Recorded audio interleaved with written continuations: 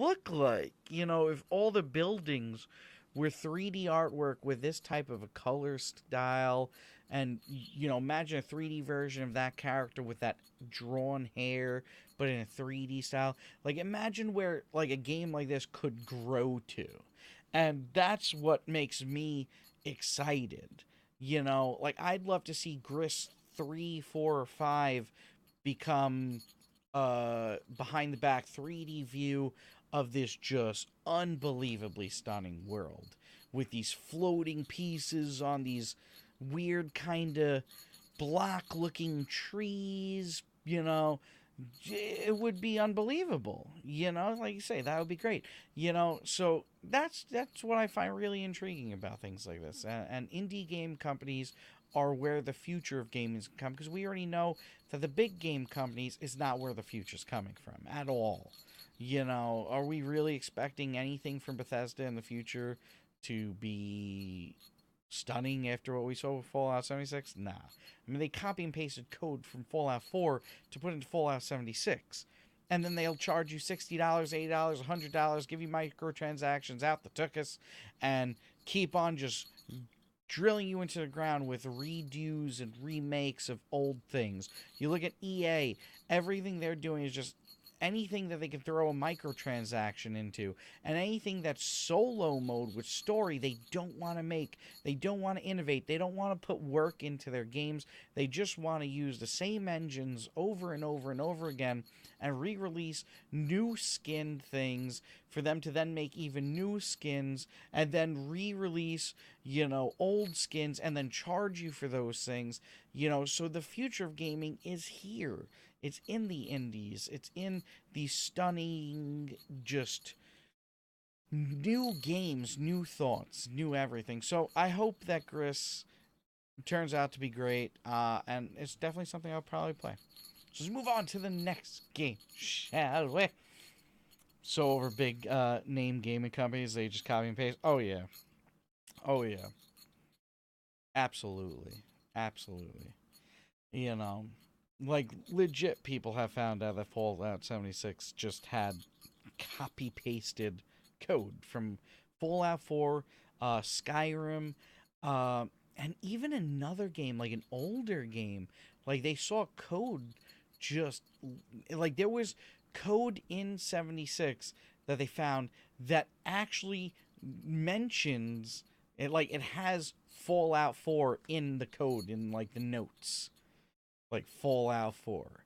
You know, like, and then the way they commercialized it, saying, "Oh, we're putting so much work. We have so many people working on it. We've got Austin working on it. We got Canada. We got this, you know, branch of the company working on it." And they copy and pasted code. So who was working on it? What did they work on? Where did all the work go?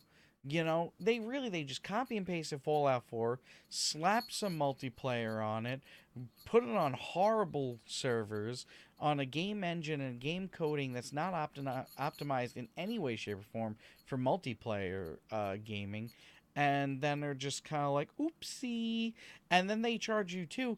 The collector's edition's $200, and up until even after launch, saying you get a canvas bag and you get this nylon piece of junk bag. And then they have all these excuses. There was a shortage of canvas out in the world, you know, so we couldn't get the canvas. It was too expensive. But then you should have told everybody before the game released, and you know what you're sending out at least like a month before the release. So how is it saying canvas bag after the release? They knew they messed up. They knew they bait and switched everyone. They bait and switched you with what the game even totally is with the coding, and then they bait and switched you with even what you were getting with a physical friggin' product. Like, it's just a double slap across the face. And that's what these big game companies are doing. When they should be leading the charge and stunning the gaming world, they're being a redo of what ruined the gaming world back in the 80s, which led to it taking pretty much all the way up in, well, actually in the 70s, which led all the way to the late 80s when, late 80s, where you had like Nintendo, Super Nintendo, coming out, Sega Genesis, which was then the revamp of the gaming world. Like Nintendo came out and people were like, "Oh, wow, this gaming thing isn't just like this little child's little, handheld digital, like looks like a clock screen type of video game."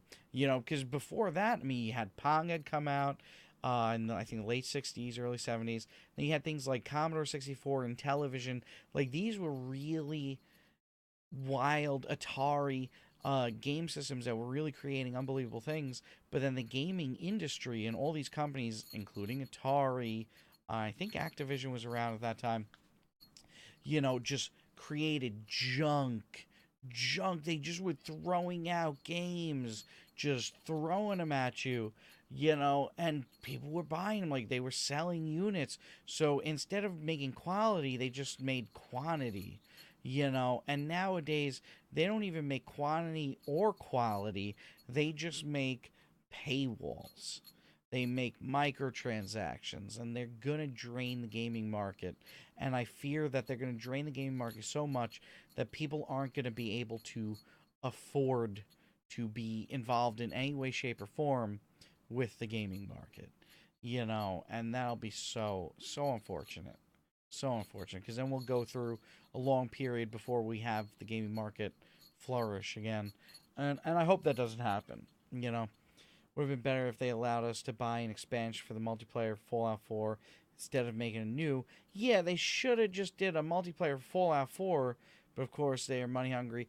Yeah, I mean, they should have just made multiplayer in Fallout 4, let people either do co-op gameplays of Fallout 4, or add maybe a battle royale to Fallout 4, maybe team deathmatch Fallout 4.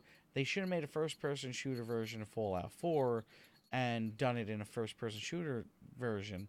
But what they decided to do was make Fallout 76, where they tried to make a multiplayer. Like, they had the goal of making a multiplayer, but they took out every single damn thing that was good about Fallout 4.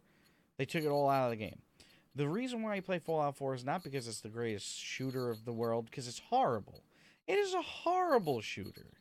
They created VATS, the auto-locking, time-stopping shooting system, because the gun mechanics in the game were so horrible that it's just unbelievable. Like, on consoles, it's nearly unplayable. On PC, where you have the refined mouse aiming, it's like an unbelievable experience of just letdowns, So they took out all the good stuff and left you with only the bad stuff, the shooting. And then the VAT system in the game it's not even like you get to choose the part to shoot anymore, because you can't pause time because it's multiplayer, So they didn't take that into account. So they just gave you an auto-locking shooting mechanic. And then PvP in the game, the way PvP works is I could shoot you all day long, and I'm only going to take off minuscule amounts of health per bullet. And I don't have infinite bullets.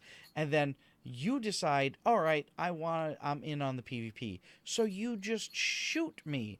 I'm already in PvP. You're not. So you get the first shot just because I've decided to shoot you first. Like, how does that make sense? There should be like a 3-second countdown. Like, I shoot you, it initiates an invite to battle. Just like in like MMOs, you can, challenge someone to battle, and then you see a countdown, 3, 2, 1. Now you're both able to shoot at the same time, start doing damage at the same time, and we could both run away from each other. I could try and peel you, I could try and get behind a car. That would be the way to do shooting in Fallout 76. But no, let's do it the dumbest way humanly possible that makes PvP be worthless in the game.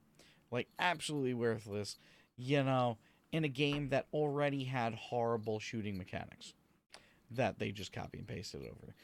And then the AI in it is the same AI in Fallout 4, and the AI was horrible in Fallout 4. You're not playing Fallout 4 for tactical fights. You're playing it solely because the world is vibrant. The story is vibrant. It is unbelievable. It's, enthralling. That's why I play the game. And it's the main thing they took out. Really shows you how much they think about their community. You know, they just saw a money grab and was like, let's just make more money. I mean, this is a game company that just continuously re-releases their old games on another console and another console and another console with no plans of really making a new version of that game anytime soon. So you pretty much you hand your money to Bethesda, they eat it, and then they go ooh, and then they crap it out. That's all they do. That's all they do. They don't invest it towards something that you're going to enjoy in the future. They pay their paychecks to the employees, and the people high up in the company just sit there and think, how can we make more money? I know. Let's re-release Skyrim on another thing. Let's make Skyrims be able to be playable on the frickin' toilet bowl. You know, they'll get that to run on anything that's got a dang screen and can at least load the game in like 180p. You know, they'll put that dang game on it and then charge you another 60 dang bucks for it. You know, because yeah, that's how much work got put into it. You know, like ludicrous. One of the most evil game companies like that's out there. Now, I'm not talking crap about the devs. I think the people that actually work at the company, you know, just like with Blizzard, Activision, you know, EA, the actual devs I think work at these companies, they want to make really good games. They want to make something that's really cool. I think they're nerds. I think they're geeks. I don't think they're people that are just like, woo, we've got a new way to screw over the gamers and just make money. I think they're genuinely trying to make the best thing that they could possibly make with the allowance of, you know, the best thing that they can make that's being allowed by the game company. You know, I truly think that. I don't think that they're out to screw people or anything. I just think that with what they're allowed to do, they're trying to do the best that they could possibly do because that's their dreams to make video games, and it's a hard thing to do. But the problem with all these companies is at the top. It's at the top. The people in the top 1 to 5% of these companies are horrible. And then you hear nightmare stories that the management, even in the mid-range, that are, you know, in charge of the teams are horrible. So it's really just the people that are in charge in these companies. And if they can turn that around, I don't think they realize, like, the people at the top of these companies, I think they think they're making a lot of money, but I don't think they realize how much money they can make. I really don't. I think that, you know, if one of these big game companies came around and said, we're going to really do right by you, like even Rockstar, they made a ton off of Red Dead Redemption 2, but then you look at the microtransactions that are going to be coming in the future to the online gameplay, and it's like, they really did make an amazing story. They really did make an amazing game. They really did make an amazing online.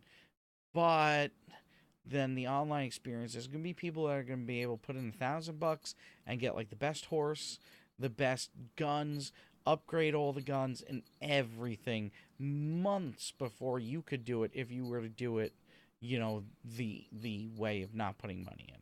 So you're going to be getting into all these different scenarios in the game where you're in, you know, PvP or even just open world, where people are just going to house you and they're just getting free roam of the world just because they have more money than you do.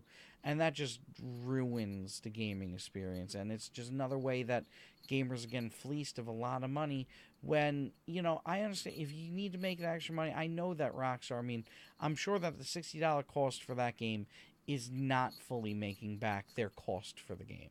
I mean, that game had to be over $100 million.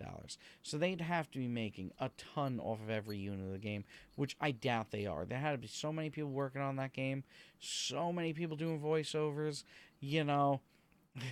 When I finish a gameplay, I read the credits and I try to read as many names as I can. And I tell you, the credits of that was long. Doing the thank you to that game was long. So a lot of people worked on that. So I know they need to make their money back, but I wish they would just do it cosmetically. I wish they'd give you different wagon options, maybe, you know. Buy a wagon or buy a house or something, you know. Figure out a way to do something like that, like vanity items. Buy a house, buy a couch for your house or something, you know, stuff like that. But not give someone an easier chance of killing you giving someone a chance of being godly compared to you. That's where game companies go wrong. And so even the ones that do amazing things quite often go wrong. Hopefully that changes. Hopefully these indie companies, are the next companies to get big. The next Activisions hopefully will come from indie companies, and hopefully they'll learn from the Activisions and do the right thing before they become the Activision or the EA or the Bethesda or the Ubisoft or the list is too long. The list is too long. You know, when pretty much all of your top tier companies are doing messed up stuff, you're in a dark period. You're in a dark period. All right, so on to the next game. Sorry about that rant. I might clip this rant and put this rant up on YouTube too. So if I did that, click like, leave a comment. What do you think about these topics? And all that jazz. If I do that. If I do it, golly.